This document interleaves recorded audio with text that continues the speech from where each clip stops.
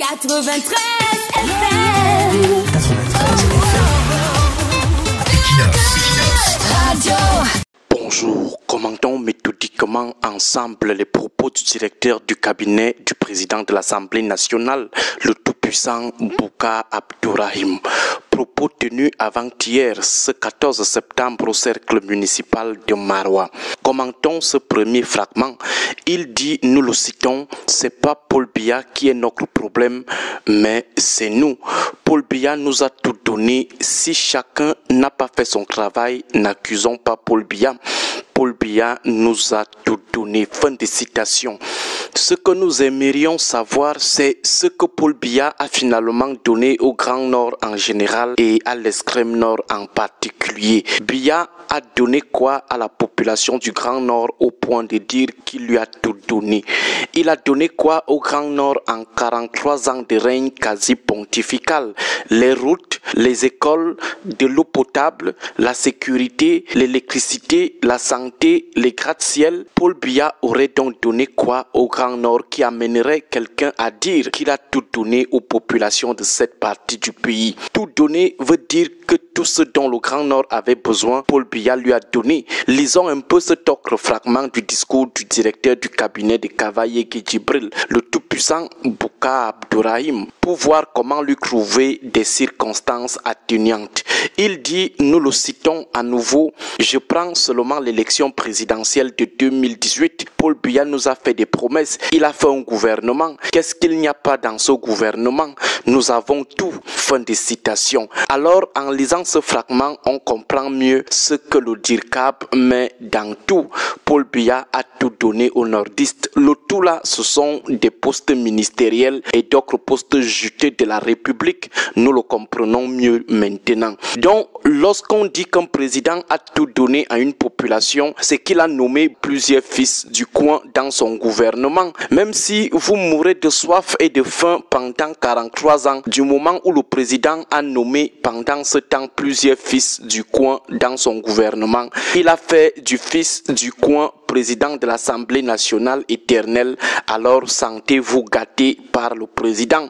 Considérez qu'il vous a tout donné. Considérez que si Boko Haram vous tue chaque jour, si les inondations vous frappent encore, ce n'est plus le problème du président. Il a fait sa part comme président. Il a nommé les fils de votre région à des postes juteux. C'est bon. Il vous a tout donné. Fermez la bouche, sacré DIRCAB. Il y a certes de l'ironie, mais il y a aussi un brin de vrai dans ce que dit le DIRCAB. Il y a un brin de vérité dans ce qu'il dit. Donc, si son patron pouvait prendre en compte ce qu'il a dit, il n'aurait pas la conscience tranquille tous ces jours-ci. Sans toutefois cautionner le biaïsme qu'il professe. Le biaïsme, c'est que tout le monde est mauvais sauf Biya. Sans toutefois le cautionner, disons que le DIRCAB a un peu raison. Lorsqu'on nomme aussi les fils d'une région, c'est pour qu'ils défendent les politiques publiques de la zone. À défaut qu'ils ne blaguent pas avec les décisions et l'argent qu'on alloue pour le développement de la région. Depuis que Kavaye Djibril est président de l'Assemblée nationale, plus de 30 ans, il a déjà proposé quelle loi pour le développement du Grand Nord? Aucune. Il valide seulement ce que le pouvoir exécutif dit.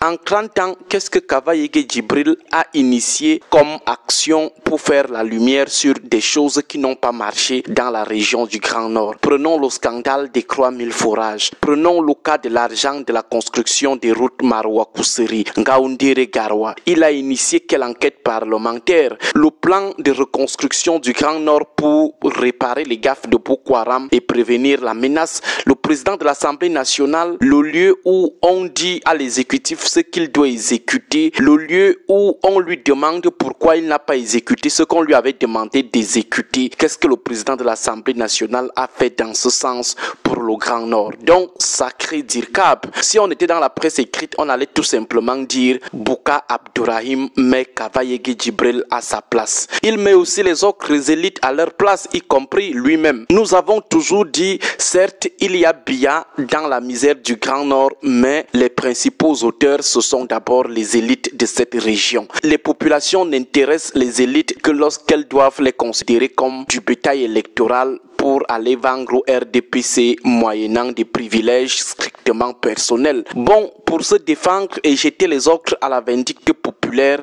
le puissant DIRCAP dit, nous le citons, je parle ici et je prends mes responsabilités. Nous, à l'Assemblée nationale, nous avons pris nos responsabilités.